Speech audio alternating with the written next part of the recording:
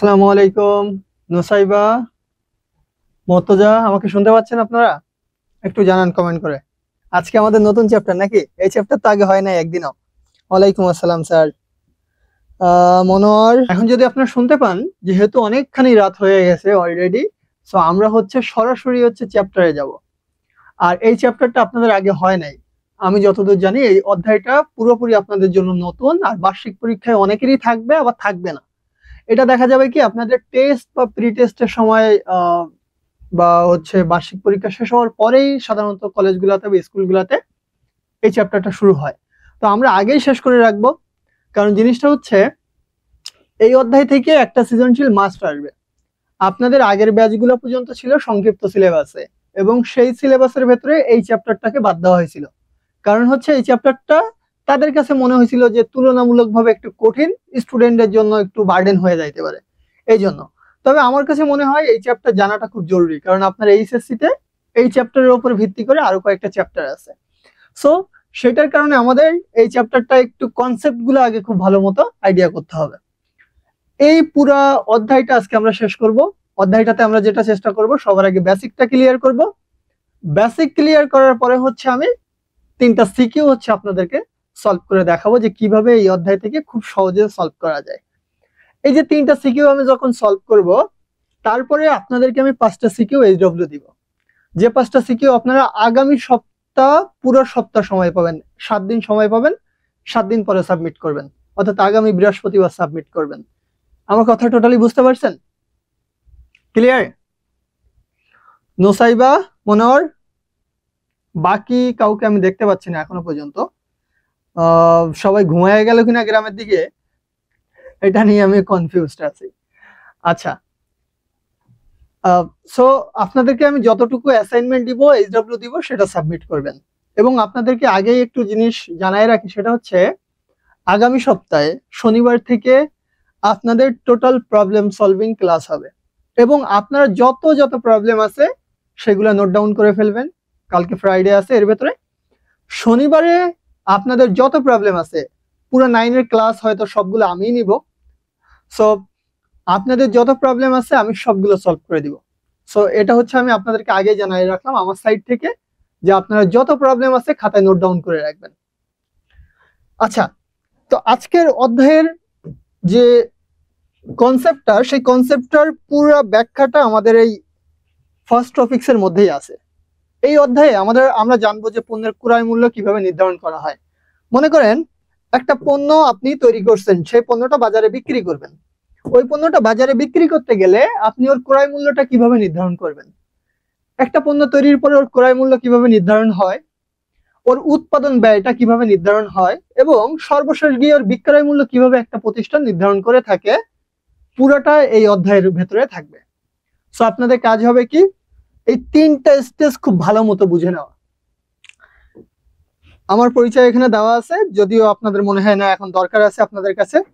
তো আমি সবার আগে যাব পণ্যের ক্রয় মূল্য বিক্রয় মূল্য নিয়ে, এবং আমি পুরোটা হ্যান্ড নোট করে দিব।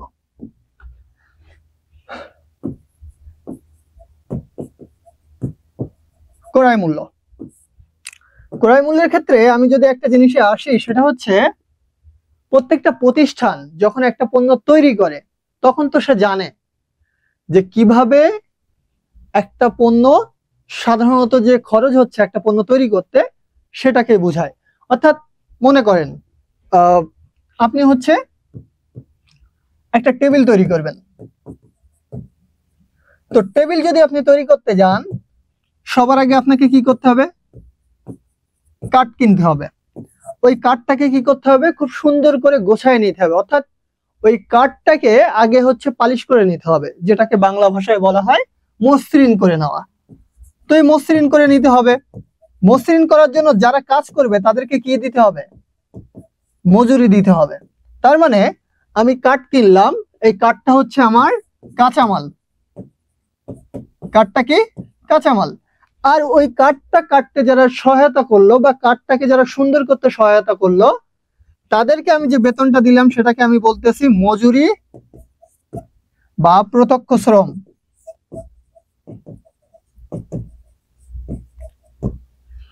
এরপরে ওই যে আমি টেবিলটা বানাতে গেলে আমার কিন্তু পেরেকের দরকার হবে অবশ্যই, পেরেক ছাড়া টেবিল হবে না।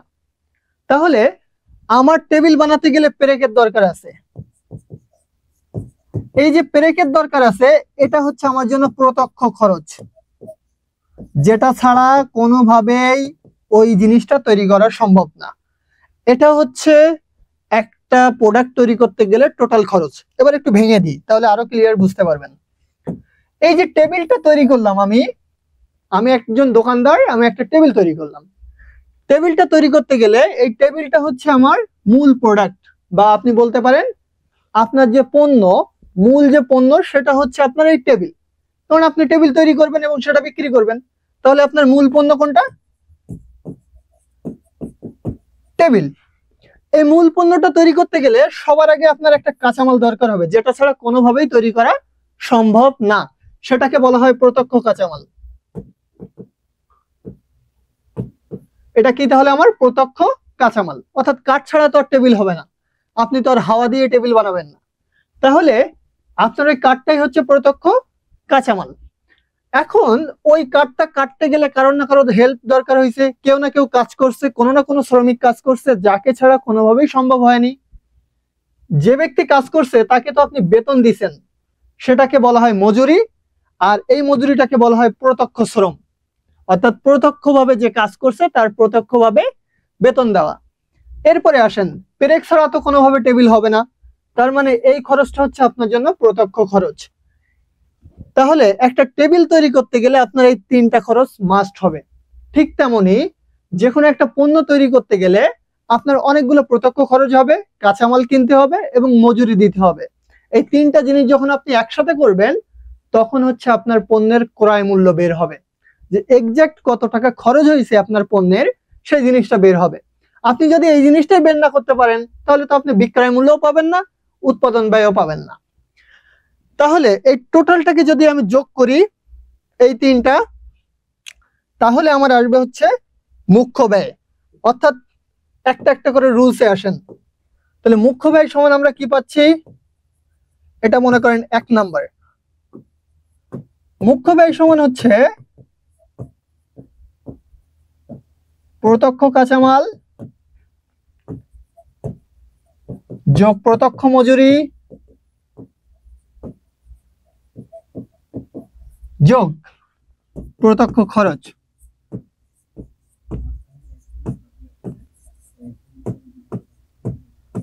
নোসাইবা বুঝতে পারছেন মুখ্য ব্যয়টা কি করে বের করবেন, অর্থাৎ মূল খরচটা কিভাবে বের হবে?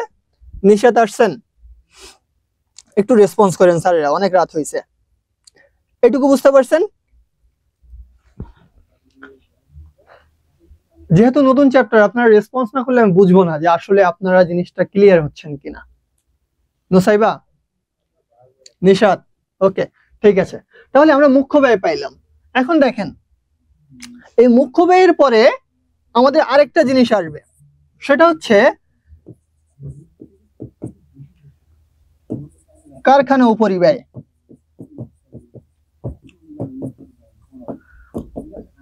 এই কারখানা উপরিব্যয়টা আমাদেরকে আগে জানতে হবে। কারখানা উপরিব্যয় জিনিসটা কি? একটা পণ্য তৈরি করতে গেলে কারখানায় যত ধরনের খরচ হয়, কারখানা সংক্রান্ত যত ধরনের খরচ আছে, সবগুলোকে বলা হয় কারখানা উপরিব্যয়। আমি লিখে দিই, তাহলে আপনাদের কাছে ক্লিয়ার হবে। এটাকে আমি এক কথায় কি বলতেছি? কারখানা সংক্রান্ত খরচ। এখন কারখানা সংক্রান্ত খরচের যদি আমি উদাহরণ দিই, দেখেন, যন্ত্রপাতি কোথায় থাকে বলেন তো? অফিসে থাকে না কারখানায় থাকে? যন্ত্রপাতি থাকে কিন্তু কারখানায়। তার মানে যন্ত্রপাতির যদি অপচয় হয়, সেটা হচ্ছে কারখানা উপরিব্যয়ের মধ্যে পড়ে। এরপরে আপনার যদি এমন হয় যে কারখানার শ্রমিকের বেতন প্রদান উল্লেখ যদি থাকে প্রশ্নে, তাহলেও এটা হচ্ছে কারখানা উপরিব্যয়। এরপরে যদি পরোক্ষ কাঁচামাল থাকে,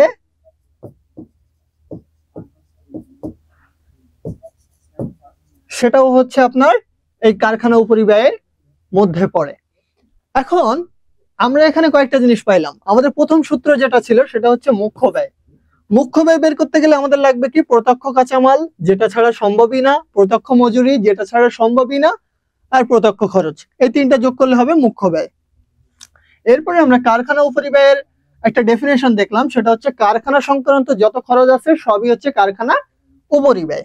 তার ভেতরে কয়েকটা উল্লেখযোগ্য, সেটা হচ্ছে যন্ত্রপাতির অবচয়, কারখানা শ্রমিকের বেতন, পরোক্ষ কাঁচামাল। এখন তাহলে আমাদের পরের সূত্রটা যদি আমরা যাই, 3 নাম্বার উৎপাদন ব্যয়। উৎপাদন ব্যয় যদি আপনাকে বের করতে বলে তাহলে এটা মনে রাখবেন, এটা সূত্র হচ্ছে মুখ্য ব্যয় যোগ কারখানা উপরিব্যয়। এখন বুঝেই গেছেন যে কারখানা উপরিব্যয় কোনটা, তাহলে খুব সহজে মুখ্য ব্যয়ের সাথে কারখানা উপরিব্যয়টারে যোগ করে দিলে আপনার উৎপাদন ব্যয় বের হয়ে যাবে। এই অংশটা বুঝছেন? নিশাত এনি আসছে, নিশাত এই অংশটা ক্লিয়ার? ওকে, ঠিক আছে। তাহলে দেখেন এইখানে আপনাদের প্রশ্ন থাকার আর কথা না যে উৎপাদন ব্যয় কিভাবে বের করব, কারণ আমি কারখানা ব্যয় কি কি জিনিস এবং কারখানা ব্যয় কিভাবে বের হয় সেটা আমি আগেই বলে আসছি। এরপরে আসেন পরের অংশটা হচ্ছে রূপান্তর ব্যয়। এই রূপান্তর ব্যয় নিয়ে কোশ্চেন হবে সবসময় ক নাম্বারে, মাথায় রাখবেন। রূপান্তর ব্যয়ের কোশ্চেন হবে কোথায়? ক নাম্বারে। এটা ক নাম্বারের জন্য মোস্ট ইম্পর্টেন্ট, এটা মাথায় রাখবেন। মানে ক নাম্বারে কি বলবো, এটারে আপনি 3 স্টার দিয়ে রাখতে পারেন যে ক নাম্বারে এটাই আসে, 100 বার ওইটাই আসে, রূপান্তর ব্যয়। সো আমার মনে হয় ওটা একটু মনোযোগ দিয়ে দেখা জরুরি। না না, সব পড়াই ফেলিনি। ওয়ালাইকুম আসসালাম। এখন থেকে থাকেন, সব বুঝে যাবেন, কারণ এখনো ম্যাথ সলভ করবো, অনেক সময় বাকি। আচ্ছা, তাহলে রূপান্তর ব্যয়ের আমরা কিভাবে বের করব? রূপান্তর ব্যয়ের সূত্র হচ্ছে প্রত্যক্ষ শ্রম যোগ কারখানা উপরিব্যয়।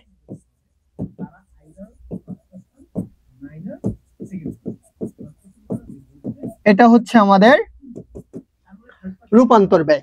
রূপান্তর ব্যয় ক নম্বরে আসবে আসবে এবং আসবে। এখন এটা আপনার দায়িত্ব, আপনি পড়বেন কি পড়বেন না। এরপরে তাহলে আমরা উৎপাদন ব্যয় বের করে ফেললাম, রূপান্তর ব্যয় বের করে ফেললাম, মুখ্য ব্যয় বের করে ফেললাম আগেই।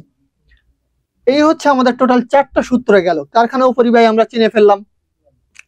এরপরে যদি আমরা মোট ব্যয় বের করতে যাই তাহলে আমাদেরকে কি করতে হবে? মোট ব্যয় বের করতে গেলে এটা মাথায় রাখবেন, ওইটাই সব থেকে বেশি ইম্পর্টেন্ট, অর্থাৎ 5 নাম্বারটা।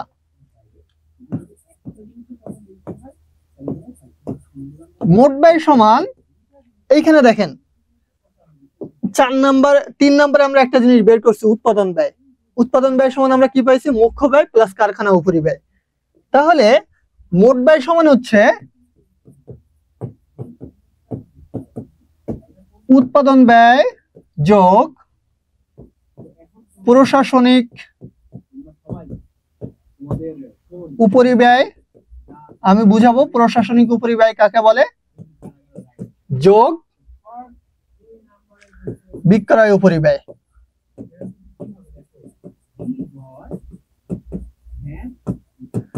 এখন আমি সূত্রের ক্ষেত্রে যাব না, আগে আপনাদেরকে বুঝায় নি প্রশাসনিক উপরিব্যয় কোনটা আর বিক্রয় উপরিব্যয় কোনটা। উৎপাদন ব্যয় পর্যন্ত আপনারা ক্লিয়ার, আমি জানি। এখন আসেন প্রশাসনিক উপরিব্যয়টা একটু বুঝাই।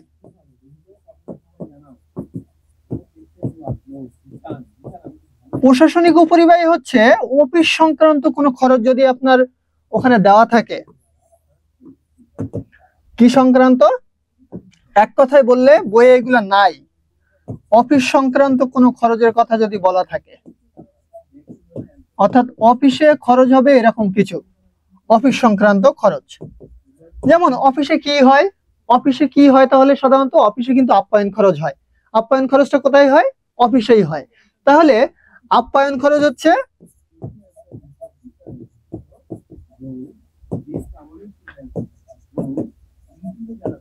আমার প্রশাসনিক উপরিব্যয়। এখন যদি আমি বলি ম্যানেজারের বেতন প্রদান,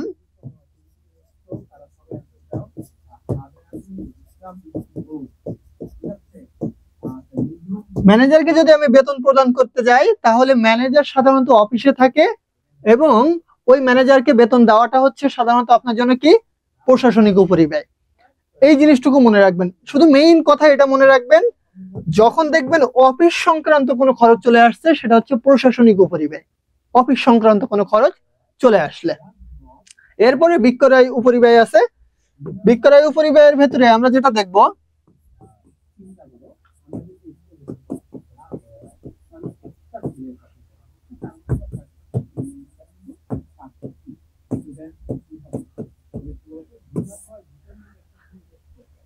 এর ভেতরে মনে রাখবেন যে হচ্ছে সাধারণত প্রমোশন করার জন্য বা মার্কেটিং করার জন্য যত খরচ হয়, সেটা বিক্রি করার জন্য এক্সট্রা যেসব খরচ হয়, সেগুলো হচ্ছে আপনার বিক্রয় উপরিব্যয়। বিক্রয় করার জন্য যে খরচ হয়।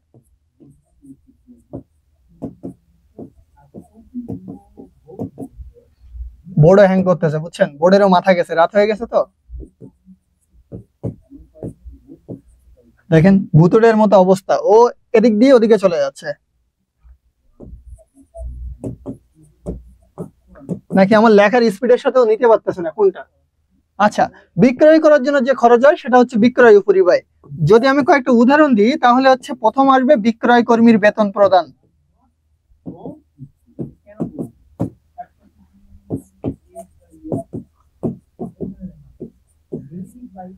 আসলে দেখছেন এইখানে মাত্রা চলে গেছিল, আবার আসছে। এরপরে হচ্ছে বিজ্ঞাপন প্রদান।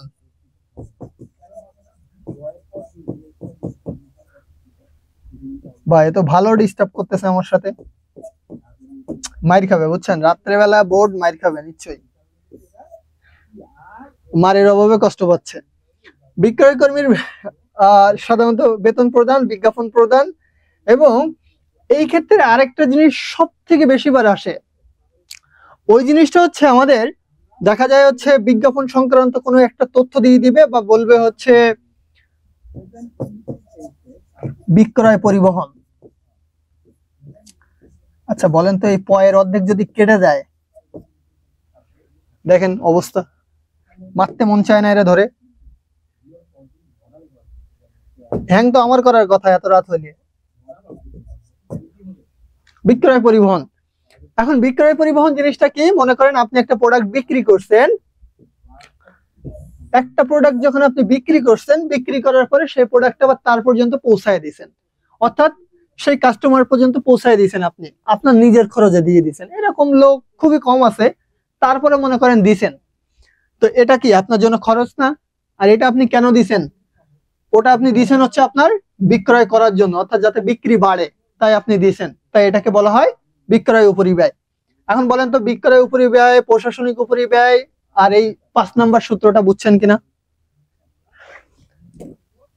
নিশাত, আনি, নুসাইবা, বুঝছেন?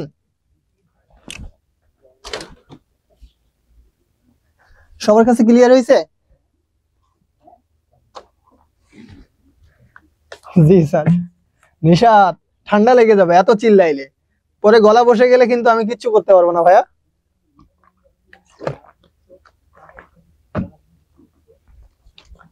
এত চিল্লাইলে গলা বসে যাবে ঠান্ডায়। আচ্ছা, গ্রামের দিকে ঠান্ডা পড়ছে নাকি? কার দিকে কেমন শীত পড়ছে বলেন তো? খাতা কম্বল বের করছেন কারা কারা? বের করছেন সবকিছু? আমি গ্রামে গেছিলাম, দাদা মারা গেছিল যখন, তখন গেছিলাম গ্রামে।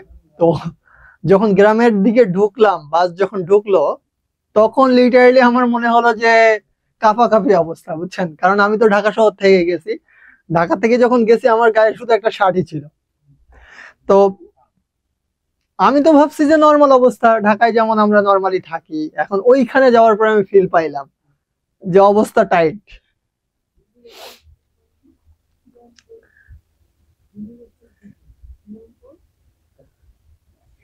ও বাবা, গরম মানুষ, ওনার ঠান্ডা লাগে না? ঠান্ডা লাগলে বুঝতে পারবেন। আচ্ছা, এখন এই অংশটা যেহেতু আপনারা বুঝছেন, পরের একটা অংশ যাই, অর্থাৎ আমাদের এই অংশটা শেষ। 6 নাম্বার, 6 নাম্বার গেলে আমাদের হচ্ছে সূত্র কাজ কমপ্লিট হয়ে যাবে।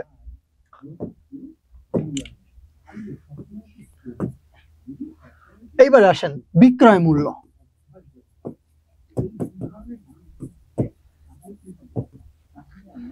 বিক্রয় মূল্যটা বোঝানোর আগে আপনাদের একটা প্র্যাকটিক্যাল ধারণা দিই। আপনারা তো মনে করেন আমার থেকে চালাক ব্যক্তি, সো আমি আপনাদের কাছ থেকে একটা সাজেশন নিই। হ্যাঁ, মনে করেন ইয়ানি, নুসাইবা, নিশাত, আপনারা তিনজনই একটা প্রোডাক্ট বা একটা কেক বানাইছেন বাসায়। আপনারা নিজেরা বাসায় একটা কেক বানাইছেন, মনে করেন খুব সুন্দর করে কেক বানাইছেন, এবং আমি কিনতে যাব। এখন কেকটা যখন বানাইছেন, আপনার ওই কেকটা বানানোর টোটাল খরচ পড়ছে 500 টাকা। এখন আমি আপনাদের কাছে গিয়ে বললাম যে আমি 500 টাকা দিব, কেকটা আমাকে দেন, দিবেন? বলেন তো, কেকটা আমাকে দিবেন? 500 টাকা আপনারা খরচ করছেন, 500 টাকা, আমি 500 টাকাই দিব। দেখি নিশাত দেয় কিনা। বাবা, নিশাত তো একবার ডিরেক্ট আমার রিজেক্ট করে দিল। আচ্ছা, আমার ভাইয়া মনে হয় দিল। এখন আসলেই বলেন, একবার ট্রুলি বলেন, আপনি মনে করেন একদিন আমাকে স্যার হিসেবে দিলেন বা ভাইয়া হিসেবে আমাকে দিলেন।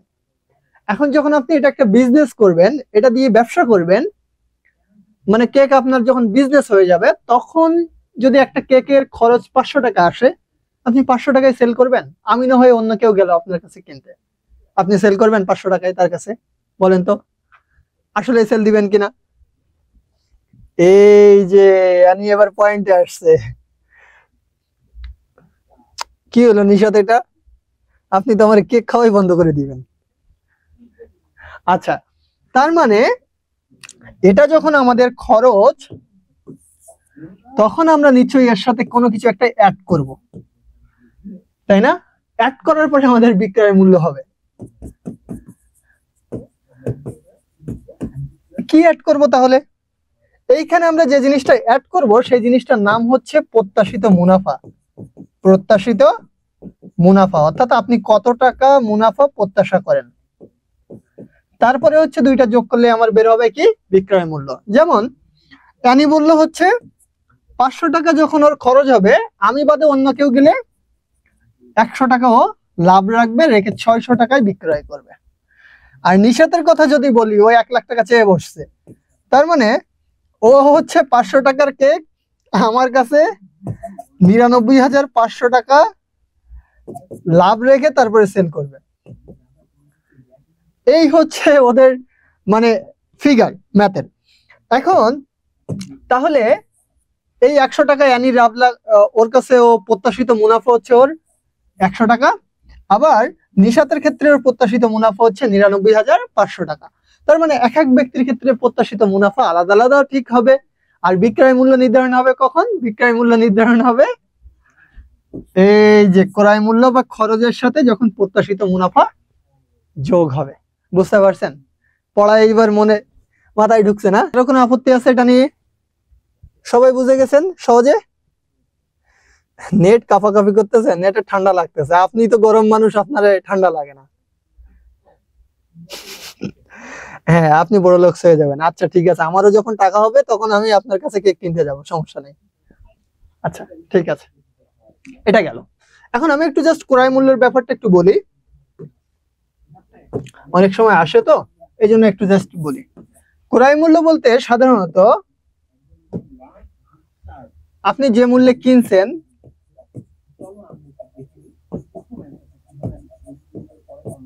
প্লাস আরো যত যত খরচ হলো।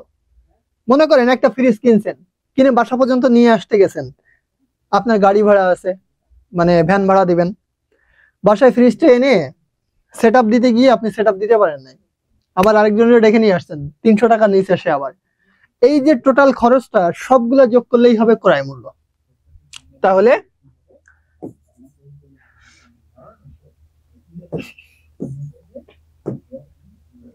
সংশ্লিষ্ট সকল খরচ, যে মূল্যে কিনছেন সেটার সাথে সংশ্লিষ্ট সকল খরচ যোগ করলে আপনার ক্রয় মূল্য বের হবে। এটা মাথায় রাখবেন। একটা ম্যাথে যাই, তারপরে দেখবেন একবারে পানির মতো ক্লিয়ার হয়ে গেছে। এই যে দেখেন। আচ্ছা, বোরিং লাগতেছে নাকি ক্লাসে রাত হয়ে গেছে বলে কারণ? তা আমি দেখছে ইয়ানির বারবার নেট থেকে বের করে দিচ্ছে, বেচারি বারবার বের হয়ে যাচ্ছে। নিশাত, ঢাকার নাসির এন্টারপ্রাইজ, সে ভিয়েতনাম থেকে প্রতি বান্ডেল 4,000 টাকা দরে 1000 বান্ডিল ঢেউটিন আমদানি করে, মানে একটা একটা বান্ডিলের দাম হচ্ছে 4000 টাকা, সে 1000 বান্ডিল ঢেউটিন ক্রয় করে। 1000 বান্ডিল ঢেউটিনের জন্য সে নিম্নোক্ত খরচগুলো পরিশোধ করে, যেমন তাকে আমদানি শুল্ক দিতে হয় 15,000 টাকা, জাহাজ ভাড়া দিতে হয় 75,000 টাকা, নৌ বিমা খরচ দিতে হয় 8,000 টাকা, ক্লিয়ারিং চার্জ দিতে হয় 7,000 টাকা, কুলি খরচ দিতে হয় 2,000 টাকা, ট্রাক ভাড়া দিতে হয় 20,000 টাকা। দেখেন খরচ আর খরচ। গুদাম আর দোকান ভাড়া হয় 12,000 টাকা, আবার কর্মচারীদেরও বেতন দিতে হয় ব্যাটার 7,000 টাকা। এই হচ্ছে খরচগুলো করে সেই প্রোডাক্ট গুলা নিয়ে আসতে গেলে বাসা পর্যন্ত। এরপরে প্রতি বান্ডেল ঢেউটিন বিক্রি করার জন্য 10 টাকা হারে কমিশন প্রদান করে। আবার কাদেরকে কমিশন প্রদান করে? যারা দালাল। কমিশন কারা খায়? কমিশন খায় হচ্ছে দালালে। সো দালাল যখন বিক্রি করে সে আবার 10 টাকা করে কমিশনও খায়।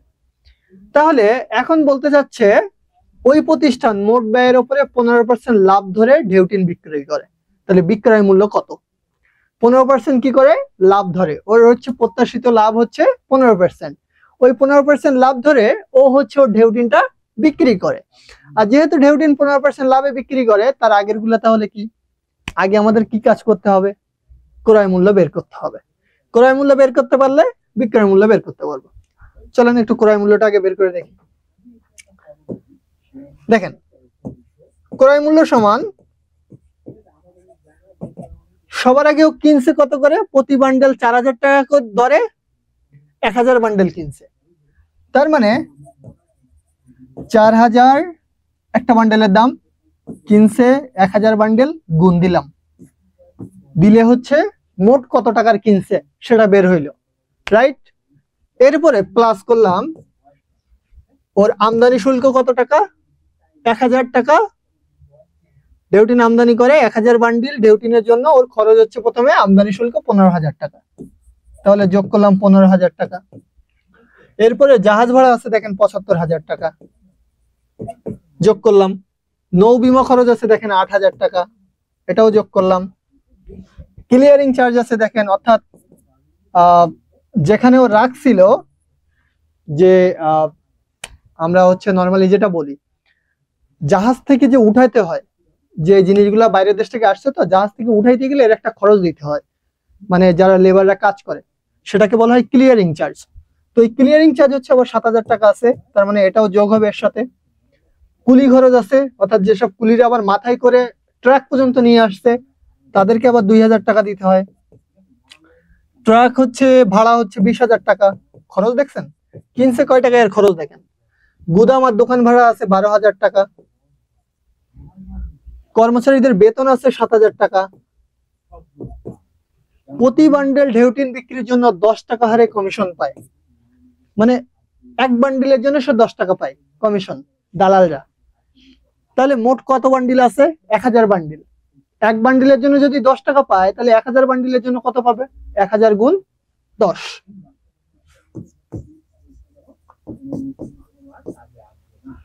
আর কিছু নাই, এই হচ্ছে টোটাল খরচ।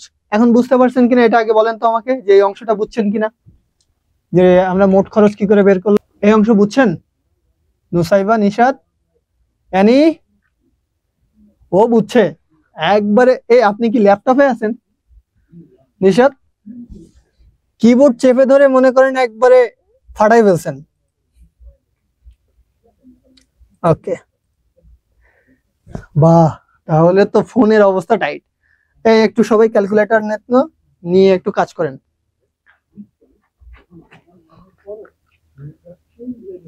4,000 গুণ 1,000, এখানেই আসে কত? 40 লাখ টাকা।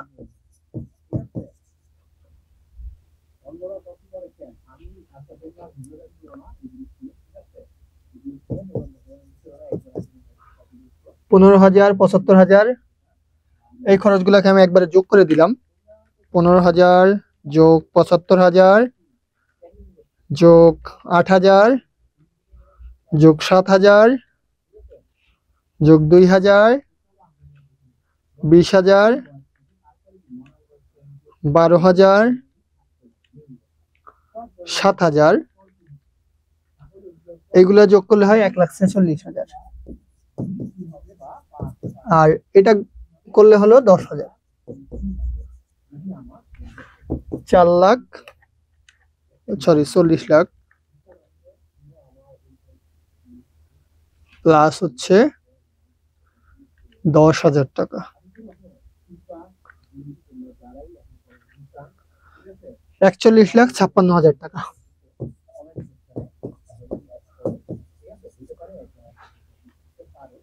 এটাই তো, এই 41,56,000 টাকা কি ক্রয় মূল্য। 41,56,000 টাকা কি স্যার? ক্রয় মূল্য। এরপরে দেখেন কি বলতেছে, মোট ব্যয়, বা ওটাকে আমরা এই ক্রয় মূল্যটাকে আবার মোট ব্যয়ও বলতে পারি। এই মোট ব্যয়ের উপরে আবার 15% লাভ ধরে সে ঢেউটিন বিক্রি করে। তাহলে 41,56,000 টাকা হচ্ছে মোট ব্যয়, এর 15% ধরে হচ্ছে কি করে, বিক্রি করে। তাহলে আগের 15% বের করেন তো কত হয়। এর যদি 15% বের করি 6,23,400 টাকা, এটা হচ্ছে মুনাফা। তাহলে আমরা এখন বিক্রয় মূল্য বের করতে গেলে 41,56,000 যোগ 6,23,400 টাকা,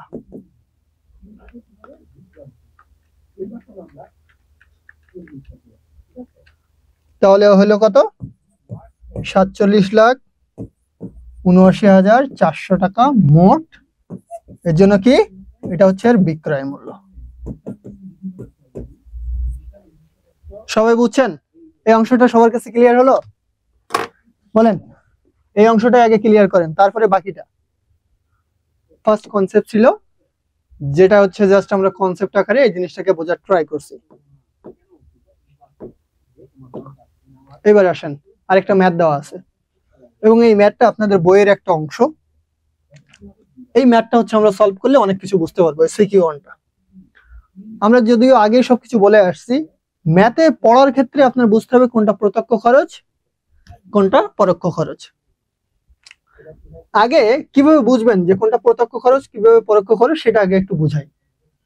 বলছে শাপলা প্রিন্টার্স, সবার আগে দেখবেন কোম্পানিটা কিসের, সেটা সবার আগে দেখবেন। কোম্পানিটা কিসের সেটা যেমন দেখবেন, ঠিক তেমনি এটা দেখবেন ওই কোম্পানি কি তৈরি করে, তৈরিটা করে কি, যেটা তৈরি করে সেটার কাঁচামালটা হচ্ছে প্রত্যক্ষ খরচ, এটা আগে দেখবেন। তাহলে এই বেটা তৈরি করছে ডায়েরি, ডায়েরি যদি তৈরি করে তাহলে নিশ্চয়ই ডায়েরি তৈরি করতে গেলে কোনটা লাগবে, কাগজ লাগবে। যেহেতু ডায়েরি তৈরি করতে গেলে কাগজ লাগবে, তাই কাগজটা হচ্ছে ওর জন্য কি, প্রত্যক্ষ কাঁচামাল, যেটা ছাড়া কোনোভাবেই তৈরি করা সম্ভব না। ছাপার কালি করায়, এই যে ছাপার কালি, এখন যদি কালি না হয় ডায়েরি হবে, হবে না তো, কারণ ডায়েরিতে তো অনেকগুলো দাগ থাকতে হয়, তার মানে ওটা ছাড়া কোনোভাবেই ডায়েরি হওয়া সম্ভব না। তাহলে প্রত্যক্ষ কাঁচামাল হচ্ছে এটা একটা, এটা একটা, দুইটা পাইলাম। প্রত্যক্ষ মজুরি সরাসরি বলা আছে, ওটা বলেই দিছে যে এটা প্রত্যক্ষ মজুরি। আঠা আর সুতা করায়, আঠা আর সুতা ছাড়া কি হবে, হবে, তবে হচ্ছে আপনার এটা ম্যান্ডেটরি না, যে আঠা লাগবে বা সুতা লাগবে, এটা ম্যান্ডেটরি না, এটা ছাড়াও হবে, তাই ওটা হচ্ছে পরোক্ষ কাঁচামাল। যে জিনিসটা ছাড়াও হবে সেটা পরোক্ষ কাঁচামাল। আঠা আর সুতা ছাড়া ডায়েরি করা সম্ভব, তবে ডায়েরিটা ভালো হবে না। যেটা সহায়ক হয় সেটা হচ্ছে পরোক্ষ কাঁচামাল। এই অংশটা ক্লিয়ার হয়েছেন, যে আঠা আর সুতাটা কেন আমি এখানে পরোক্ষ কাঁচামাল বলতেছি। দেখেন, ডায়েরি তৈরি করতে গেলে আপনার কাগজ আর কালি মাস্ট লাগবে, তবে আঠা আর সুতা যদি নাও হয়, পেজ কিন্তু তৈরি হয়ে যাবে। সেই ক্ষেত্রে যেটা হবে, আপনার ডায়েরিটা সুন্দর হবে না। তাই ডায়েরিটাকে সুন্দর করতে গেলে আপনার এই পরোক্ষ কাঁচামালেরও দরকার আছে। বুঝতে পারছেন স্যারেরা? সবার কাছে ক্লিয়ার? নিশাত, ইয়ানি, নুসাইবা আর তাহমিদ বলেন, ডেকে ডেকে নিয়ে আসি আপনাদেরকে।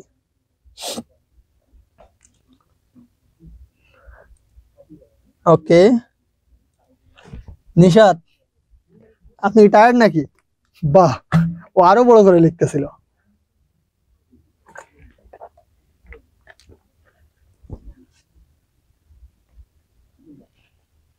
আচ্ছা, এরপরে ডিরেক্ট বলাই আছে, দেখেন কারখানা ভাড়া। যখন কারখানা ভাড়া বলাই থাকবে, তার মানে ওটা কারখানা উপরিব্যয়ের মধ্যে পড়ে। কারখানার বিদ্যুৎ খরচ, কারখানার কথা যদি উল্লেখ থাকে সেটা কারখানা উপরিব্যয়ের মধ্যে পড়বে। কারখানা শব্দটা যার সাথে থাকবে সে কারখানা উপরিব্যয়ের মধ্যে পড়বে। এরপর দেখেন ডিরেক্ট বলেই দিছে অফিস আর প্রশাসনিক ব্যয়। কোন জায়গায় যদি অফিস শব্দটা উল্লেখ থাকে, অফিস সংক্রান্ত কোনো কিছু উল্লেখ থাকে, তাহলে সেটা প্রশাসনিক ব্যয়। এইভাবে ধরতে হবে যে অফিস শব্দটা উল্লেখ থাকলে সেটা প্রশাসনিক ব্যয়, আর কারখানা শব্দটা উল্লেখ থাকলে সেটা কারখানা উপরিব্যয়। উপরিব্যয় তাহলে কয়টা পাইলাম? 3টা উপরিব্যয় পাইলাম। আমি আবার একটু লিখে দিই, যেহেতু আমাদের এর আগে ক্লাস হয় না এই চ্যাপ্টারে, সো আপনাদের কনফিউশন থাকা খুবই স্বাভাবিক। উপরিব্যয় হচ্ছে 3টা। একটা হচ্ছে কারখানা উপরিব্যয়,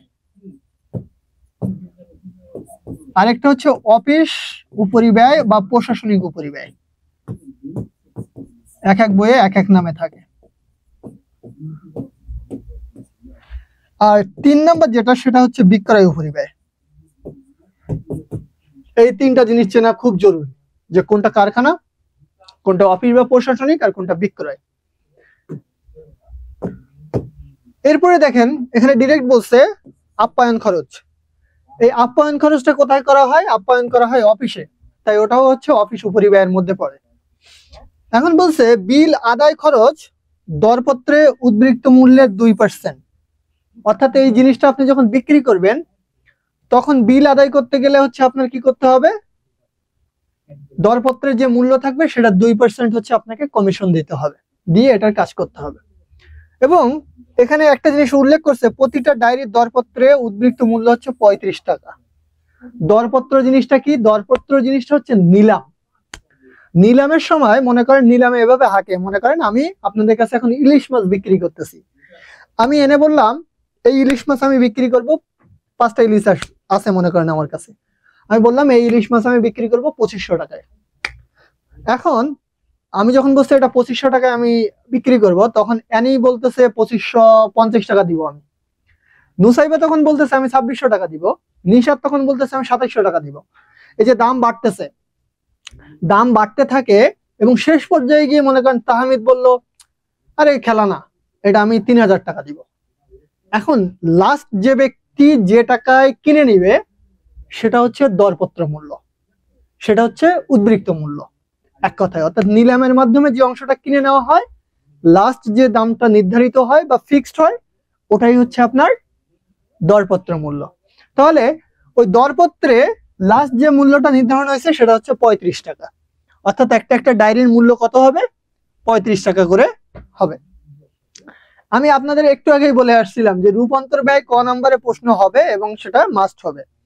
তো রূপান্তর ব্যয় যদি আপনাকে জানতে হয়, এখন হচ্ছে আমাদের এই পুরো ক্রাইটেরিয়াটা মাথায় রাখতে হবে। দেখছেন কি অবস্থাটা হইলো? একটা মিনিট ওয়েট করেন একটু। অলওয়েজ আমার সাথে কেন এরকম করবে? বোর্ডও দুষ্টু হয়ে গেছে বুঝছেন।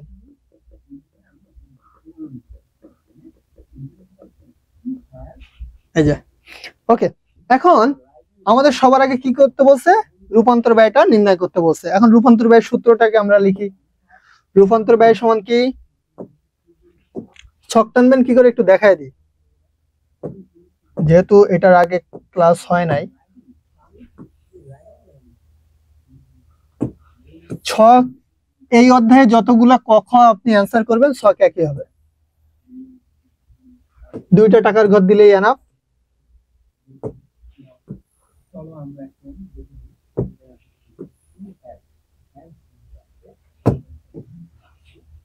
বিবরণ দিবেন, টাকা দিবেন, টাকা দিবেন। এখানে লিখবেন রূপান্তর ব্যয়। রূপান্তর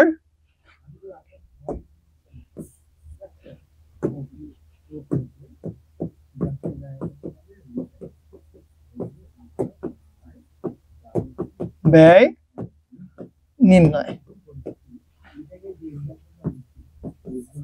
আমরা রূপান্তর ব্যয় নির্ণয় করতে গেলে আমাদের সবার আগে কি আসে? আমাদের সূত্র কি? রূপান্তর ব্যয় নির্ণয়ের সবার আগে সূত্র যেটা ছিল সেটা একটু এই সাইডে লিখে দিই। প্রত্যক্ষ শ্রম প্লাস কারখানা উপরিব্যয়।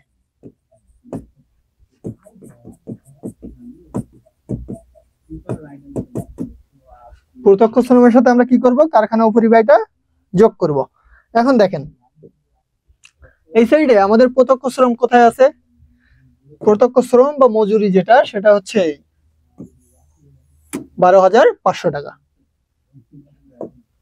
তাহলে ডিরেক্ট এখন আমরা এখানে লিখে দিতে পারি প্রত্যক্ষ মজুরি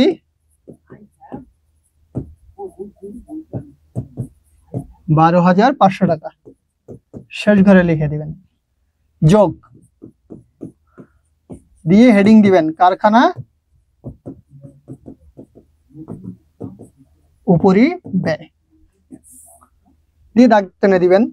এবার কারখানা উপরিব্যয়ের মধ্যে কি কি আছে, এই যে বলছিলাম পরোক্ষ কাঁচামাল, যেটা পরোক্ষ কাঁচামাল কি, আঠা ও সুতা করায় 5,000 টাকা, এটা চলে আসবে।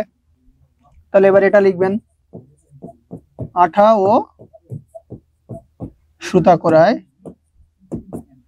5,000 টাকা, প্রথম ঘরে লিখবেন। এরপরে কি ছিল, এরপরে ছিল কারখানা ভাড়া, আমরা জানি এটা হচ্ছে কারখানা উপরিব্যয়, কারখানা ভাড়া কত জানি ছিল 10,000 সম্ভবত, 10,000। তারপরে আছে কারখানা বিদ্যুৎ খরচ,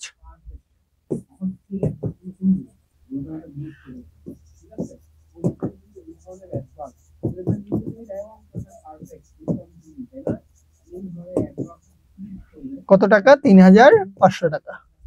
এবার এই তিনটারে যোগ করেন, 8,500 আর 10, 18,500 টাকা যোগ করে দেন, তাহলে কত হয়, 18 12 30, 31,000 টাকা দিয়ে ক্লোজ করে দিবেন। এবং সবশেষে যেটা করবেন, একটা দাগ টেনে দিবেন মাস্ট। কিভাবে লিখবেন, কি করবেন বুঝতে পারছেন স্যারেরা? নিশাত, সবার কাছে ক্লিয়ার হলো বিষয়টা?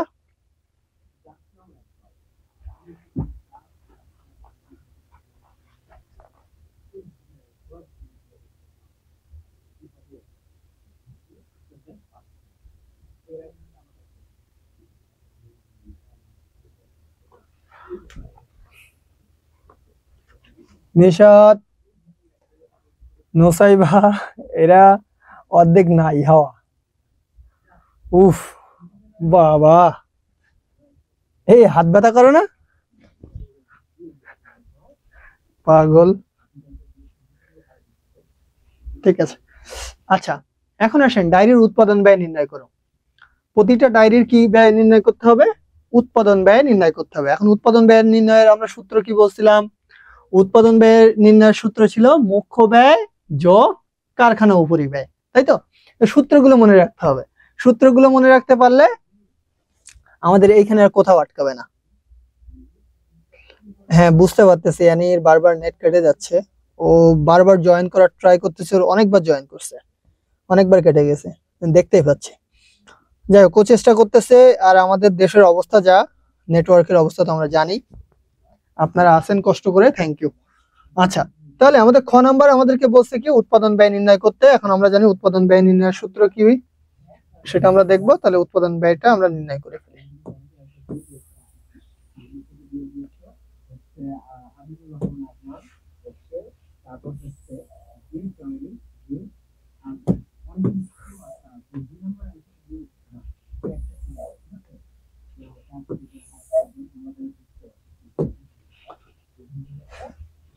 খ নাম্বার,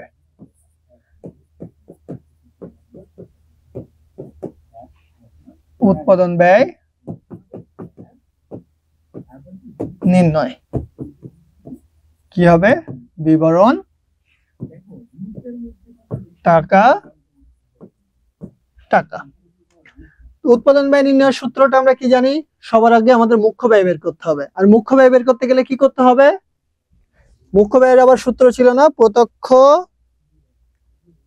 ও আচ্ছা ওটা বলবো, প্রত্যক্ষ মজুরি, আগে প্রত্যক্ষ কাঁচামাল লেখেন, প্রত্যক্ষ কাঁচামাল এই সাইডে লিখে দিলাম, যোগ প্রত্যক্ষ মজুরি যোগ হচ্ছে প্রত্যক্ষ খরচ। এই সাইড দেখা যায়, ওই অর্ধেক কেটে যাচ্ছে তো, আমার বলবেন না, ফাও লিখতেছি আমি, আচ্ছা, দেখা যাবে না এইভাবে, দেখছেন? ও আবার কোন জায়গা থেকে কে পাগল ছাগল বের হয়ে আসবে। এখানে লিখে দিই,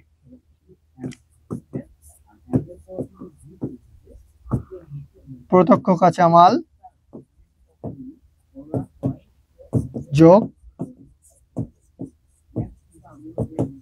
প্রত্যক্ষ মজুরি যোগ হচ্ছে প্রত্যক্ষ খরচ, এই তিনটা যোগ করলে বের হবে আমার মুখ্য ব্যয়। আর এই মুখ্য ব্যয়ের সাথে যদি আমি কারখানা উপরিব্যয় যোগ করি,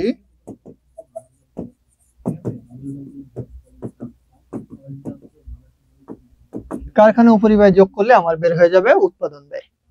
এখন বুঝছেন? সূত্রটা একটু লিখে নেন খাতায়।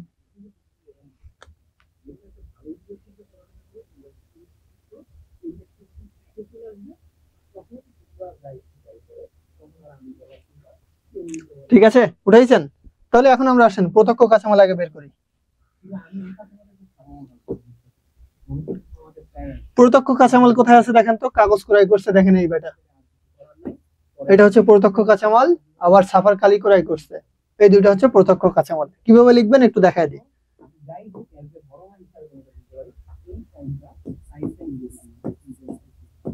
হেডিং দিবেন প্রত্যক্ষ কাঁচামাল,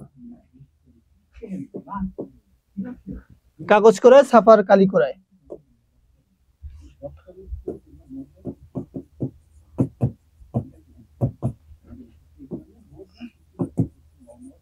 কালি ক্রয় বা সাফার কালি খরচ, আমি জাস্ট শর্ট করে লিখলাম।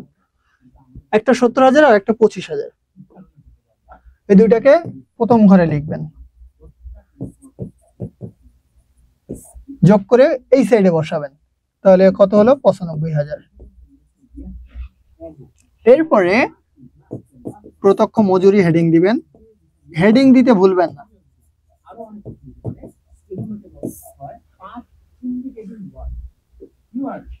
প্রত্যক্ষ মজুরি 12,500 টাকা নিজেরই দেওয়া আছে, তাহলে এর সোজা এই সাইডে জাস্ট লিখে দিবেন 12,500 টাকা, ওটা আবার রিপিট করে লেখার দরকার নেই।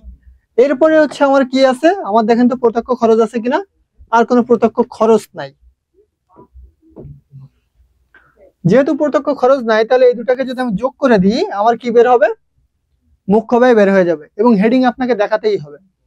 95, 12,500, 500, 5, 7, 9, 1, 10, 1,07,500 টাকা। এর সোজা লিখে দিবেন এটা হচ্ছে মুখ্য ব্যয়, এভাবে একটা তীর চিহ্ন দিয়ে দিবেন, যেটা হচ্ছে আপনার মুখ্য ব্যয়। এরপরে যোগ দিবেন কারখানা উপরিব্যয়। একটা বুদ্ধি শেখায় দিই, দেখেন ক নাম্বারে কিন্তু আপনি কারখানা উপরিব্যয় বের করে আসছেন কত টাকা, এই 18,500 টাকা আপনি কিন্তু ক নাম্বারে বের করে আসছেন কারখানা উপরিব্যয়। এই একই জিনিস বারবার করবেন না, করলে আপনারই সময় নষ্ট হবে। পরীক্ষা রুমে কেন আপনি এতবার ফাও নিজের সময় নষ্ট করতে যাবেন? এই জন্য আপনি লিখে দিবেন ক হতে পাই 18,500 টাকা, এইখানে লিখে দিবেন, কারণ এই ম্যাথে একই জিনিস বারবার বের করতে বলবে। 18,500 টাকা, এবার যোগ করে দেন, 9, 16, 6 হাতে 1, 1,26,000 টাকা, এটা ক্লোজ করে দেন। দিয়ে এর সোজা অবশ্যই লিখে দিবেন উৎপাদন ব্যয়,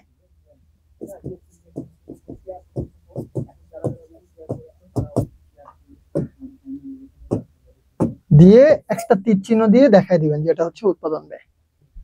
বুঝতে পেরেছেন? সবার কাছে ক্লিয়ার হলো এটা?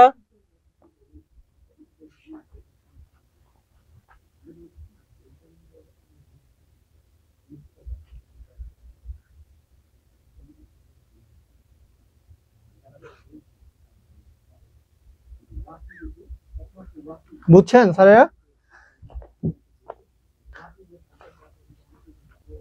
ওকে,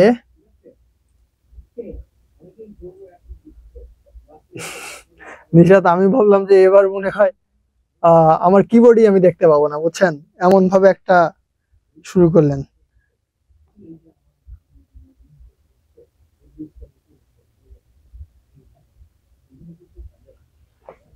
আচ্ছা, এখন আসেন পরের কোশ্চেনটাতে। বুঝছে, মোট উৎপাদন ব্যয় যদি 1,25,000 টাকা হয়, কোশ্চেনের দিকে একটু খেয়াল রাখবেন এই অধ্যায়টাতে বিশেষ করে।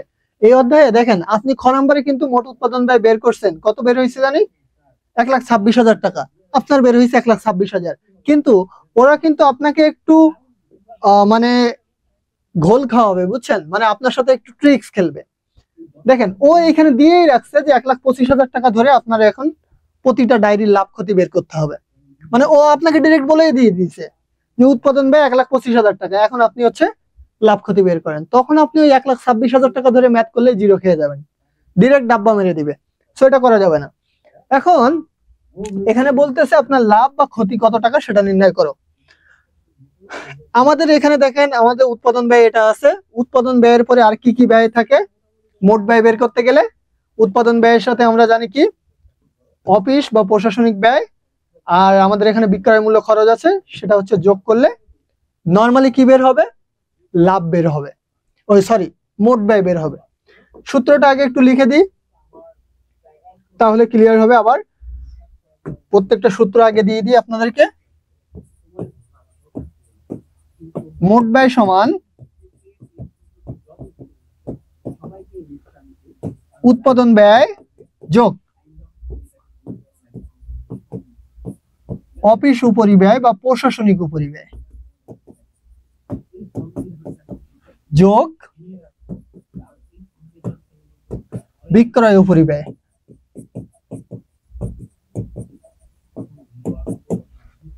এইগুলাকে যদি আমরা যোগ করি তাহলে আমাদের কি বের হয়ে যাবে? মোট ব্যয়ের টাকাটা বের হয়ে যাবে। অর্থাৎ উৎপাদন ব্যয়, অফিস উপরিব্যয়, বিক্রয় উপরিব্যয় এগুলোকে যদি আমরা যোগ করে ফেলি তাহলে আমাদের মোট ব্যয় বের হয়ে যাবে। এখন দেখেন এই ম্যাথটাতে আমাদের হচ্ছে উৎপাদন ব্যয় দেওয়াই আছে 1,25,000 টাকা। তাহলে যদি আমরা মোট ব্যয় বের করতে যাই আমাদের এখন কি করতে হবে? অফিস উপরিব্যয় আর সাথে হচ্ছে বিক্রয় উপরিব্যয়টাকে যোগ করতে হবে। তাহলে আমরা মোট উৎপাদন ব্যয় কত দেওয়া আছে? 1,25,000 টাকা। এটা ধরে ম্যাথটা করা শুরু করি।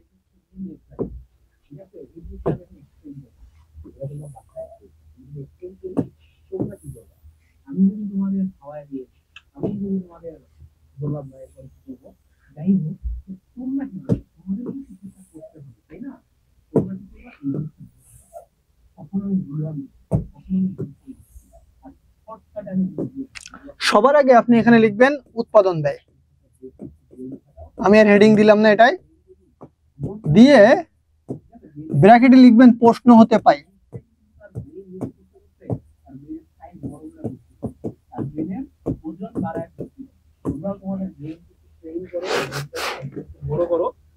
কত কেজি স্যার?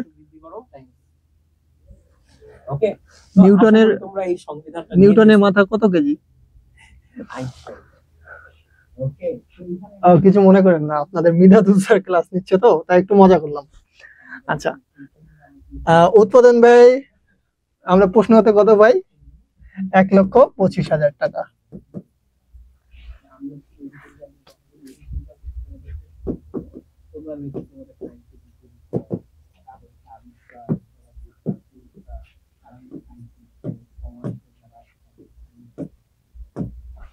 ওকে,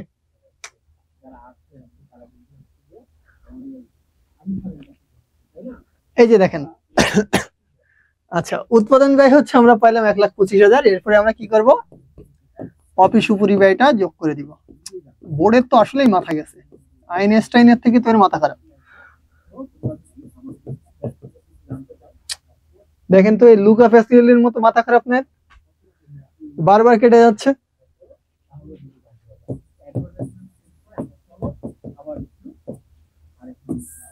অফিস উপরিব্যয়। এখন অফিস উপরিব্যয় আমরা কোথায় পাইছিলাম দেখেন তো আছে কিনা? অফিস উপরিব্যয় আছে আমাদের একটাই না, দুইটা আছে। একটা হচ্ছে অফিস ও প্রশাসনিক ব্যয় 12,000 টাকা, আর একটা হচ্ছে আপ্যায়ন খরচ 1,500 টাকা।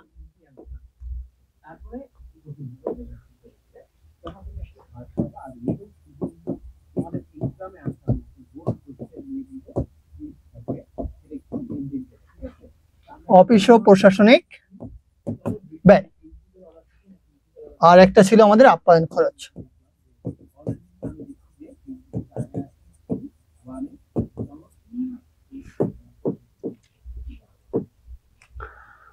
কত? 12,000 টাকা, আর আরেকটা হচ্ছে 1500 টাকা।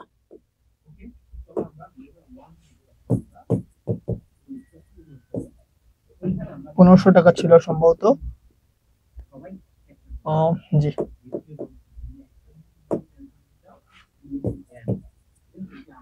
দুইটা যোগ করে দেন 13,500 টাকা। এটার সাথে যোগ করে দেন 1,38,500 টাকা। এটা গেল অফিস উপরিব্যয়। এর সাথে আমরা ম্যাডাম বুঝছি। আচ্ছা ঠিক আছে, এটা গেল অফিস উপরিব্যয়। এরপরে আসেন, আমাদের কি আছে? বিক্রয় উপরিব্যয়।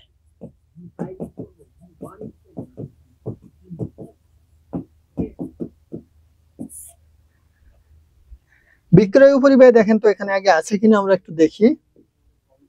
বলছে বিল আদায় খরচ দরপত্রে উদ্বৃত্ত মূল্যের 2%।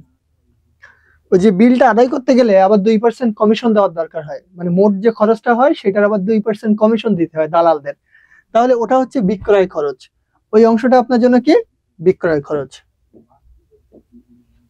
তাহলে বিক্রয় খরচ, বা আপনি বলতে পারেন দালালের কমিশন বললে খারাপ দেখা যায়, তবে আসলে দালালি, বুঝছেন? দালালরে আবার বললে আবার গায়ে লাগে। এই 2% কার উপর ধরবেন?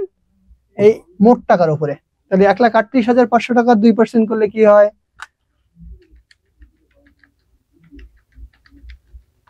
27,070 টাকা। 2770 টাকা।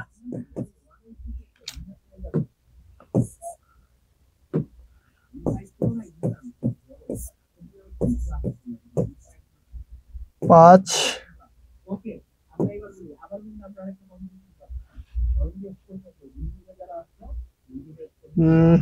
না, ঠিক আছে।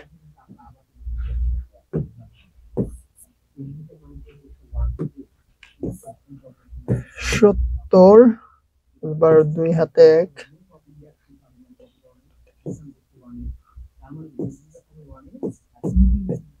1,41,270 টাকা। এই অংশ পর্যন্ত বুঝতে পারছেন স্যারেরা? এটা হচ্ছে মোট ব্যয়। দেখেন তো এটা বুঝছেন কিনা? সবাই ক্লিয়ার? নিশাত। আচ্ছা, এখন একটা জিনিস দেখেন, এখানে বলছে উনি বিক্রি করছে প্রত্যেকটা 35 টাকা করে। একটা দাম ছিল, টোটাল হচ্ছে ওনার কাছে ডায়েরি ছিল 5,500টা, এবং একটা বিক্রি করছে 35 টাকা করে। তাহলে মোট বিক্রি করছে কত টাকার? মোট বিক্রি কথা যদি আমরা আসি,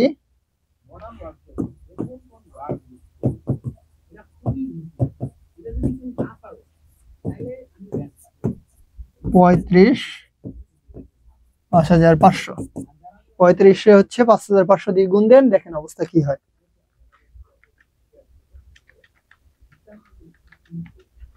1,92,500 টাকা। এটা হচ্ছে মোট বিক্রয় মূল্য। তাহলে মোট খরচ কত ছিল? 1,41,270 টাকা।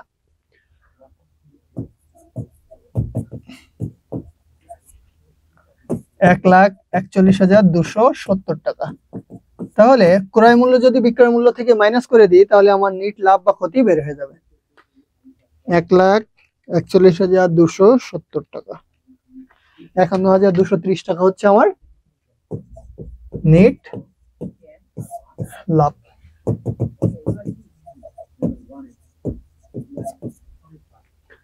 এই অংশটা বুঝতে পারছেন স্যারেরা? সবার কাছে ক্লিয়ার হলো? নিশাত, নুসাইবা?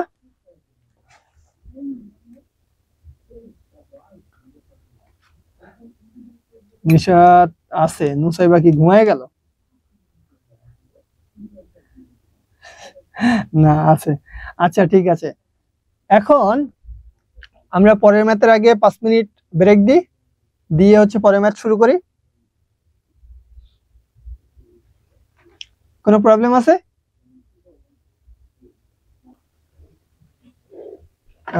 একটু স্ক্রিনশট নিয়ে রাখেন প্রয়োজনে। আচ্ছা, আগের যে দুইটা কনসেপ্টটা তো জাস্ট আমরা হচ্ছে বোঝার জন্য রাখছিলাম কনসেপ্টটুকু আমি। তবে এই অংশ আর আগের যে সিকিউটা, এই প্রথম সিকিউ আর দ্বিতীয় সিকিউ যেটা, এই টাইপস এর কোশ্চেনই এখানে আসে, এর বাইরে কোশ্চেন হয় না। সো আপনাদের এই যে দুই টাইপস এর সিকিউটাই আমি আপনাদেরকে ক্লিয়ার করে দিচ্ছি। আর এইচডব্লিউ যেটা দিব সেটা একটু প্র্যাকটিস করবেন, দেখবেন এই চ্যাপ্টার একবারে ক্লিয়ার হয়ে গেছে, পানি পানি। হ্যাঁ, এখন এখানে দেখেন,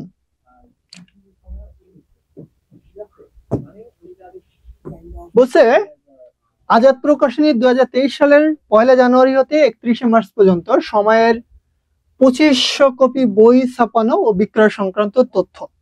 এই জন্য বলছি যে এটা সবসময় উপর অংশটা পড়বেন, যে কত কপি বই ছাপানো থাকলো, কি হলো, এই জিনিসগুলো একটু ক্লিয়ার হওয়া দরকার। তো কত কপি বই ছাপায়? 2500 কপি বই ছাপায়।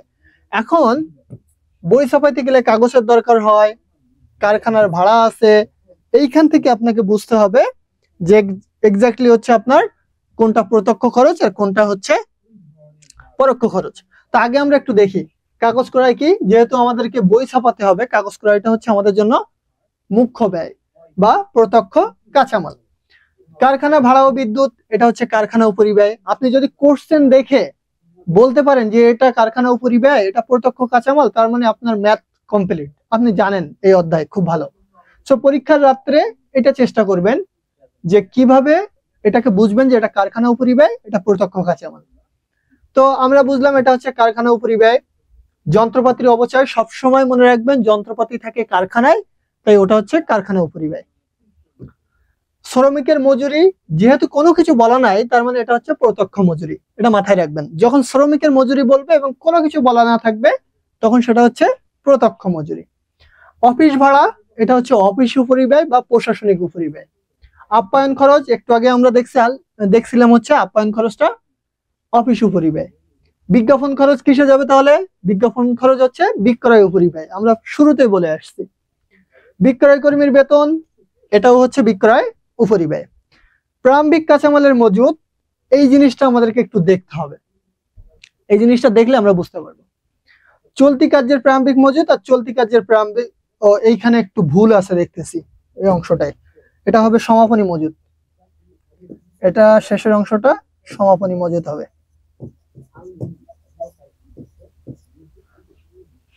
আচ্ছা, চলতি কার্যের ওটা হচ্ছে সমাপনী মজুদ আর আগেরটা হচ্ছে প্রারম্ভিক মজুদ। এই ছিল হচ্ছে আমাদের টোটাল অংশ। এখন বলছে মুখ্য ব্যয় নির্ণয় করো।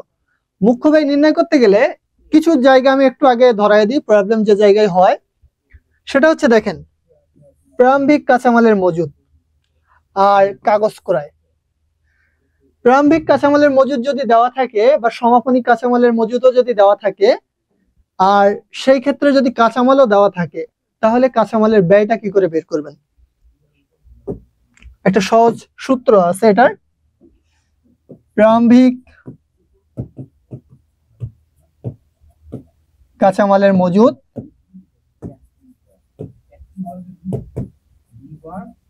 যোগ কাঁচামাল ক্রয়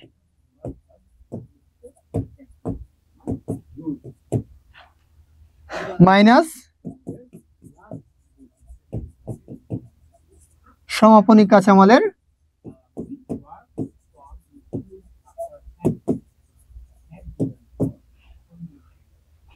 এই হচ্ছে যখন আপনি প্রারম্ভিক কাঁচামাল মজুদের সাথে কাঁচামাল ক্রয়টা যোগ করবেন, সমাপনী কাঁচামালের মজুদটা মাইনাস করবেন, তখন কাঁচামালের খরচটা বের হয়ে যাবে। এটা হচ্ছে সহজ নিয়ম। অর্থাৎ কাঁচামালের খরচটা বের করতে হবে আপনার, প্রত্যক্ষ কাঁচামালের খরচ কতটুকু।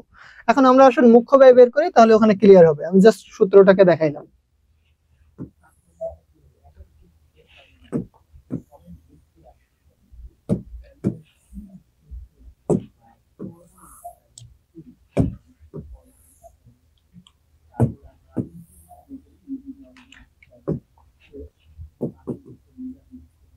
বিবরণ টাকা টাকা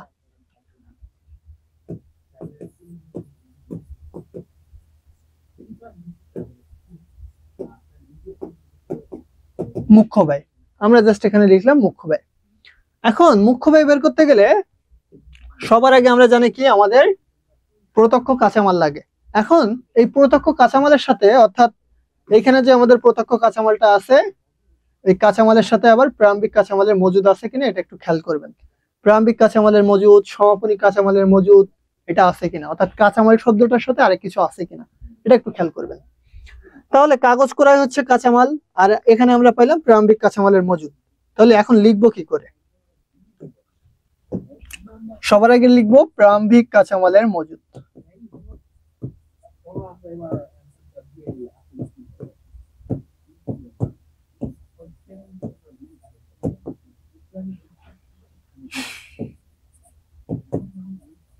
প্রারম্ভিক কাঁচামালের মজুদ কত টাকা ছিল আমাদের? 29,000 টাকা যোগ কাঁচামাল ক্রয়।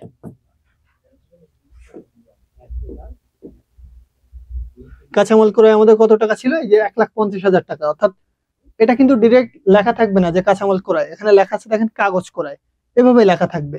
তো এটা তো আমরা জানি এটা কাঁচামাল, তাহলে এটা কাঁচামাল ক্রয় হচ্ছে 1.5 লাখ টাকা। আমাদের তো এখানে সমাপনী কাঁচামালের মজুদ নেই, তাই আমরা মাইনাস করতে পারলাম না। তাহলে এই দুটাকে জাস্ট যোগ করে দিব সূত্র অনুযায়ী। তাহলে হলো হচ্ছে 1,79,000 টাকা। এটা কি টাকা? এটা হচ্ছে প্রত্যক্ষ কাঁচামাল।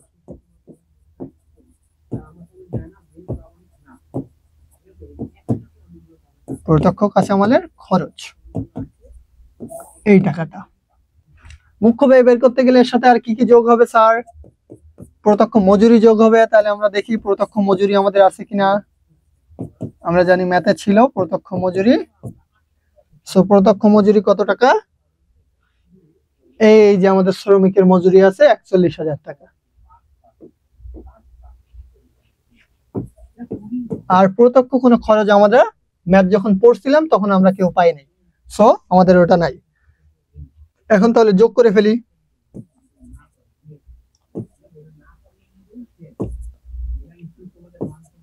2,20,000 টাকা, এটাই হচ্ছে আমাদের মুখ্য ব্যয়।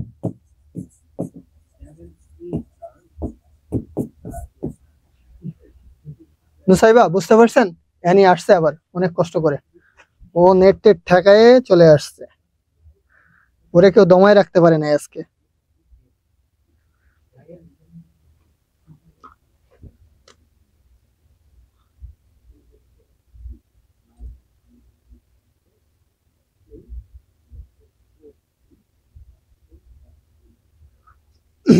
বুঝছি।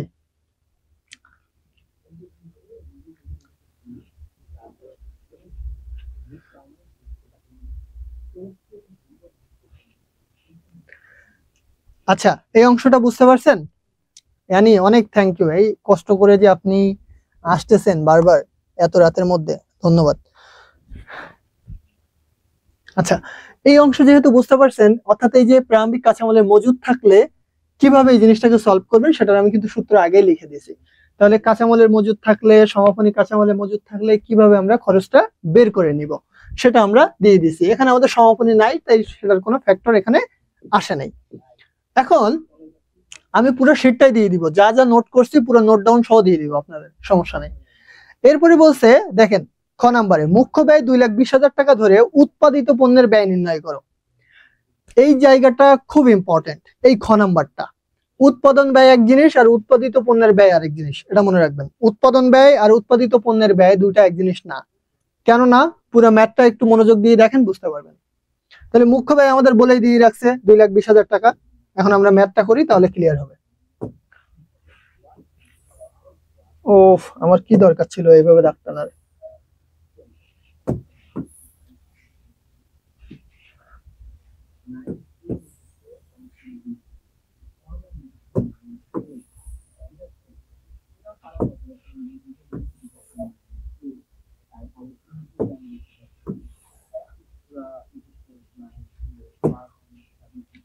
তিনটা টাকার ঘর দিয়ে দিলাম, যেহেতু এটা বড় ম্যাথ, সো 3টা দিবেন। যখন দেখবেন যে ম্যাথ বড় মনে হচ্ছে তখন 3টা দিবেন, না হলে হচ্ছে আপনার লিখতে গেলে অনেক সময় টাকার ঘর শর্ট পড়বে।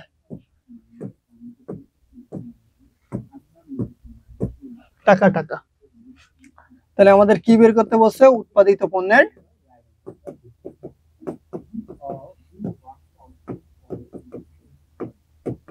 ব্যয়। মুখ্য ব্যয় কিন্তু আমাদের দেওয়া আছে, প্রশ্ন হতে পাই উল্লেখ করে দিতে হবে, মাস্ট। শুধু প্রশ্ন হতে লিখলেও যথেষ্ট। 2,20,000 টাকা। এর সাথে কি করবেন? আমরা জানি কি এর সাথে কি যোগ হয়? কারখানা উপরিব্যয়।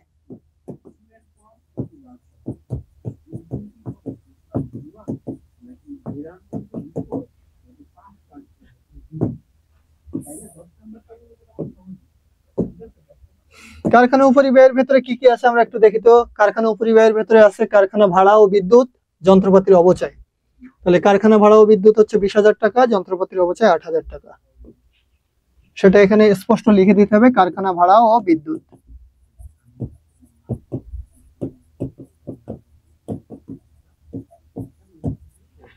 $20,000 টাকা দ্বিতীয় ঘরে লিখে দিলাম। আর একটা ছিল আমাদের কি? যন্ত্রপাতির অবচয় 8,000 টাকা।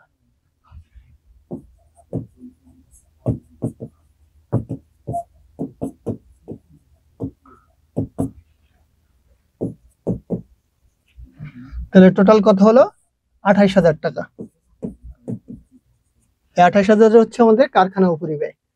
এটা যদি এখন যোগ করি আমি 2,20,000 টাকার সাথে, তাহলে হবে 2,48,000 টাকা।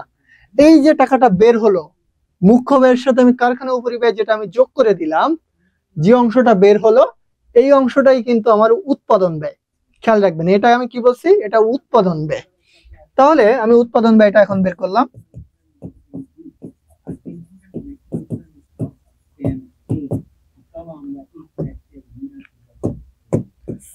এই টাকাটা আমার বের হলো উৎপাদন ব্যয়।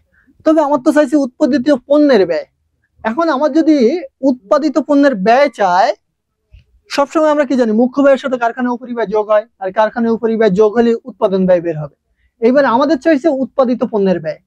উৎপাদিত পণ্যের ব্যয় যে ম্যাথে চাইবে সেই ম্যাথে মাস্ট এই চলতি কার্যের প্রারম্ভিক মজুদ, চলতি কার্যের সমাপনী মজুদ মাস্ট থাকবেই, যেখানে উৎপাদিত পণ্যের ব্যয় আপনার কাছে জানতে চাইবে। তাহলে এখন চলতি কার্যের প্রারম্ভিক মজুদটা কি হবে? এই ক্ষেত্রে সবসময় প্রারম্ভিক মজুদ যোগ হবে আর সমাপনী মজুদ মাইনাস হবে সব সময়। এই পুরো ম্যাথ জুড়ে প্রারম্ভিকটা যোগ হবে, সমাপনীটা বিয়োগ হবে। তো এখন আমি কি করব? যোগ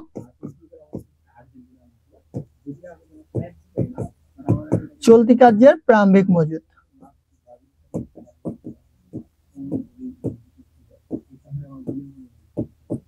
চলতি কার্যের প্রারম্ভিক মজুদ কত টাকা ছিল স্যার আমার?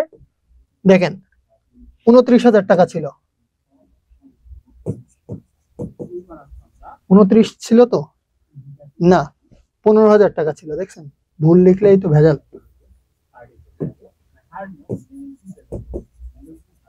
দ্বিতীয় ঘরে লিখলাম মাইনাস চলতি কার্যের সমাপনী মজুদ।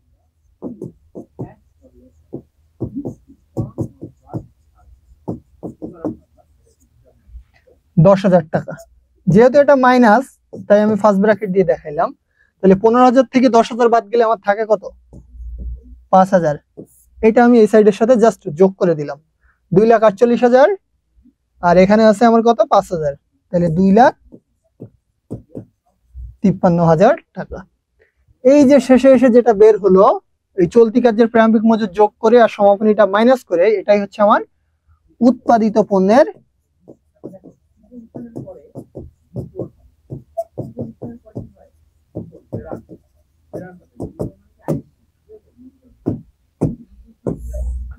নুসাইবা। বুঝতে পারছেন যে ডিফারেন্সটা কোথায়? উৎপাদন ব্যয় আর উৎপাদিত পণ্যের ব্যয়ের ডিফারেন্সটা কোথায়? Clear sir?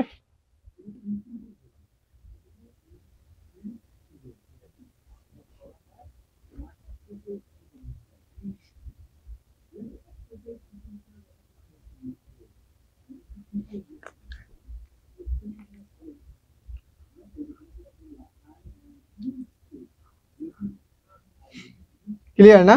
ওকে।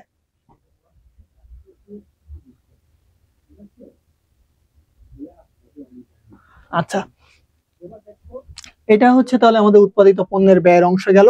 এই টাইপসের একটা ম্যাথ সাধারণত থাকে। এবার গ নাম্বারটা দেখেন, বলছে 2,83,000 টাকা উৎপাদিত পণ্যের ব্যয় ধরে, মানে আপনাকে বলেই দিছে 2,83,000 টাকা হচ্ছে আপনার উৎপাদিত পণ্যের ব্যয়। মোট ব্যয়ের উপরে 20% মুনাফা ধরে প্রতিটা বইয়ের বিক্রয় মূল্য নির্ণয় করো। তাহলে আপনার এখন উৎপাদিত পণ্যের ব্যয় বলেই দিছে 2,83,000, আপনাকে বলছে মোট ব্যয়টা আগে বের করতে। মোট ব্যয় বের করে তার উপর 20% মুনাফা ধরে প্রত্যেকটা পণ্যের বইয়ের বিক্রয় মূল্য বের করতে। আগে আমরা মোট ব্যয় বের করি, ধাপে ধাপে যাই। 2,83,000 আছে আমাদের উৎপাদিত পণ্যের ব্যয়।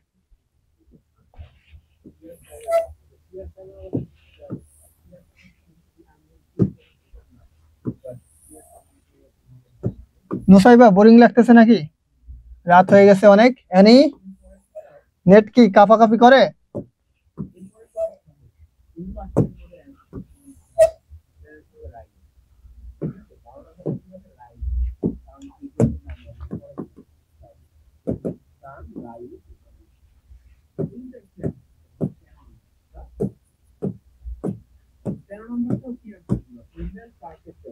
সবার আগে আমরা লিখে দিব উৎপাদিত পণ্যের ব্যয়, প্রশ্ন হতে পাই।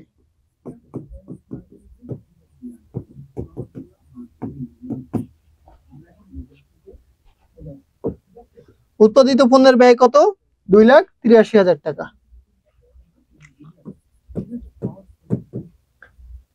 এই উৎপাদিত পণ্যের ব্যয় থেকে আমরা সাধারণত কি করব জানেন?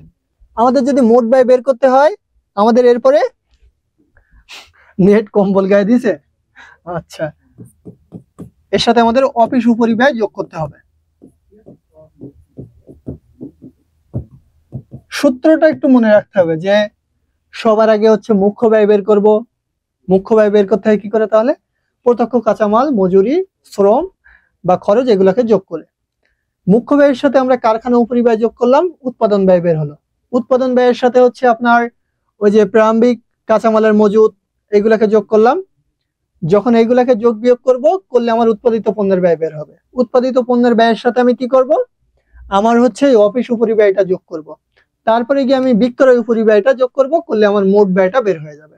এই সিস্টেমটা একটু জাস্ট মনে রাখতে হবে, আর কিছুই না। অফিস উপরিব্যয় আমি জাস্ট এখানে করলাম যোগ। দেখি আমার কি কি অফিস উপরিব্যয় আছে। অফিস উপরিব্যয়ের ভেতরে আমরা প্রথমে দেখে আসছিলাম অফিস ভাড়া, আপ্যায়ন খরচ আছে। অফিস ভাড়া হচ্ছে 10,000 আর আপ্যায়ন খরচ 5,000।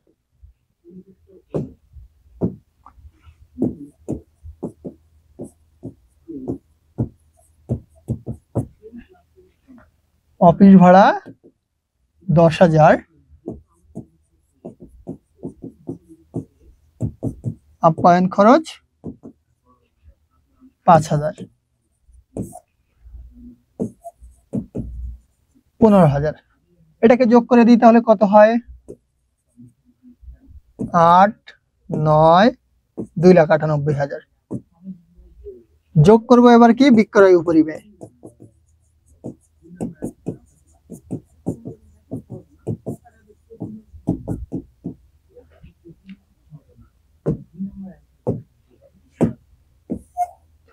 এই যে বিক্রয় উপরিব্যয়, এখন আমরা দেখি বিক্রয় উপরিব্যয় কি কি আছে। বিজ্ঞাপন খরচ আছে আমার 4,000 টাকা, আর বিক্রয় কর্মীর বেতন আছে 12,000 টাকা।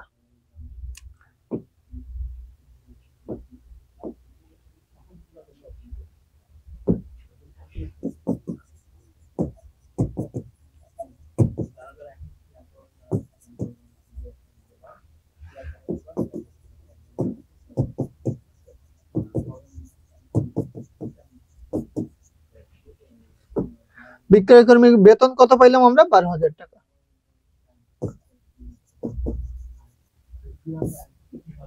ষোলো টাকা আমরা এখানে পেয়ে গেলাম। তাহলে 2,98,000 টাকার সাথে আমরা 16,000 টাকা যোগ করে দিই, দেখি কত টাকা চলে আসে।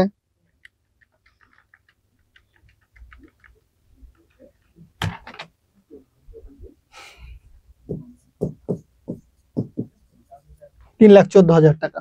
এই যে 3,14,000 টাকা বের হলো, এটা হচ্ছে আমার মোট ব্যয়।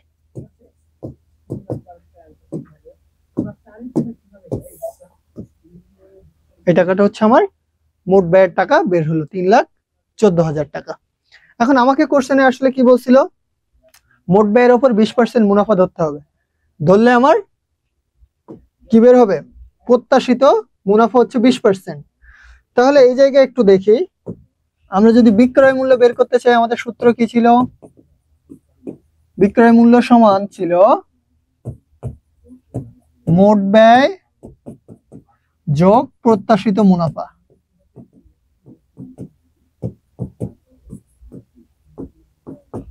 এখন আমরা তো মোট ব্যয় বের করে ফেলছি, তাই না? মোট ব্যয় হচ্ছে 3,14,000 টাকা বের করে ফেলছি, সূত্রে বসায় দিলাম। প্রত্যাশিত মুনাফা কত বলে দিয়েছে কোশ্চেনে, এই যে দেখেন 20% মুনাফা ধরতে বলছে, কার উপরে, ওই মোট ব্যয়ের উপরে। তাহলে 3,14,000 টাকা যদি আমরা 20% করি,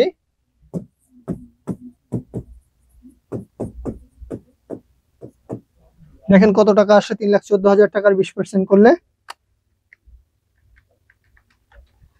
62,800 টাকা। এটাই হচ্ছে আমার প্রত্যাশিত মুনাফা, যে আমি কত টাকা মুনাফা করতে চাই।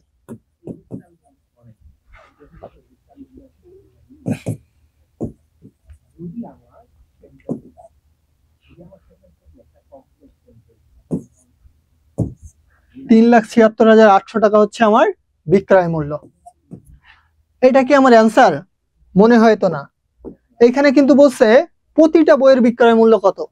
আপনি সব ম্যাথ করলেন, কিন্তু শেষে ওই যে একটা লাইনে আপনাকে ধরায় দিবে, পুরো দেখবেন যে ওই একটা লাইনের কারণে আপনার হচ্ছে 4-এর ভেতরে 2 দিবে বা 1 দিবে, করতে পারে, টিচারের উপর ডিপেন্ড করে আপনি ভুল করলে।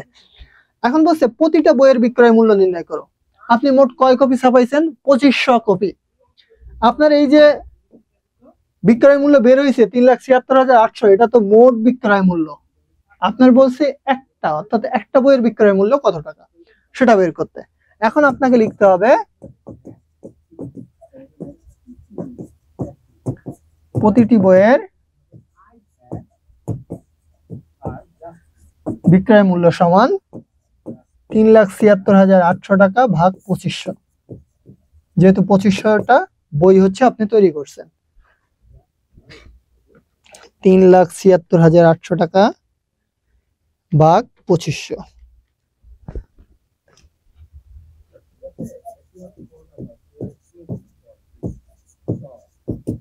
একটা বইয়ের দাম পড়ছে 150 টাকা 72 পয়সা। নুসাইবা ক্লিয়ার হলো পুরো ম্যাথটা?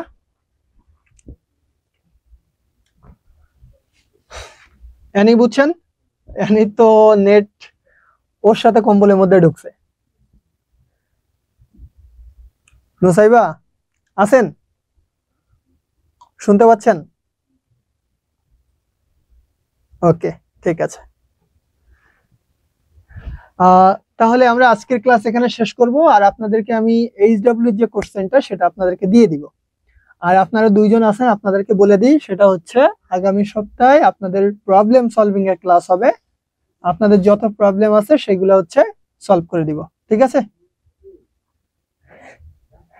হ্যাঁ হ্যাঁ, আপনি গরম মানুষ, আপনার গরম লাগে, ঠিক আছে। তাহলে আজকের ক্লাস এখানে শেষ করি স্যার। এখানে শেষ করলাম, ঠিক আছে? আল্লাহ হাফেজ, আসসালামু আলাইকুম ভাইয়া।